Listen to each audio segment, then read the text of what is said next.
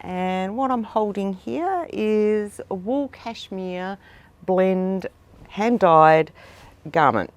And as you can see, it has some marbling kind of effect here and in other places. It's an extremely warm garment. And myself and Sue produced this garment here. We've got this little micro business called White Clouds, and we only deal in natural fibres. So that would be the cotton, silk, linen, wool, cashmere, etc. Yeah, we create a range of clothing that's long lasting, slow fashion we call it, or hand dyed. We've been at this for about 7 years now. We sell directly out of the studio here and also take our garments to makers' markets. I love a colour, I think it is, and a love of Australian bush. That's how I first got into discovering colour from plants. So, and the feel of natural wool. I had sheep, I used to shear the sheep, I'd spin the wool, I'd pick the flowers, pick the leaves and put it in a pot on a fire and pop the wool in and create colour. And from there, one thing led to another, and then I started dyeing fabrics. I love doing dyeing, I love spinning, I love knitting, I love putting colour up against other colours, and it just fuels my creativity. And if I go on a tangent, you know, I could do it for a long time.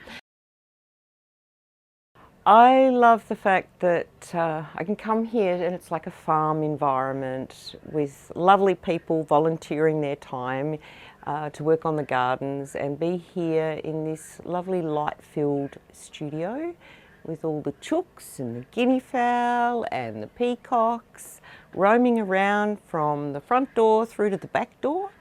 I love coming here to see my friend Sue and her sister Jo, so it's a little social hub as well, and I get lost in the fields of colour that come out of our box of fabrics and cutting up garments.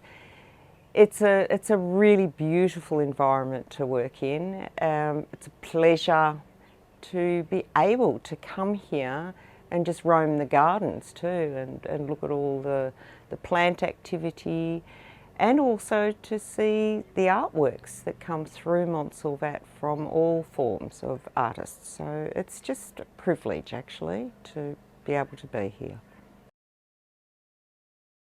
The eucalypts are the go, that's what I've found. And you get quite a range of colours, but it's really beautiful how the colours you get are the colours of Australia. So you get those rusts and those reds that are typical of Australian rocks or sand or you know, the outback. The taupes, the browns, the greens, indicative of our environment, our natural environment. So they're the ones I truly love doing. You end up with a very diverse range of colours, from strong to pale, and from there Sue and I create designs and make a range of garments that we think are beautiful. It's definitely a labour of love, the eucalypt, you know, natural dyeing. It's chemistry, so you might start with a fabric that is taupe in colour or grey, and you might add a colour over the top of that, and that influences the shade. So you get deeper and deeper into the world of colour.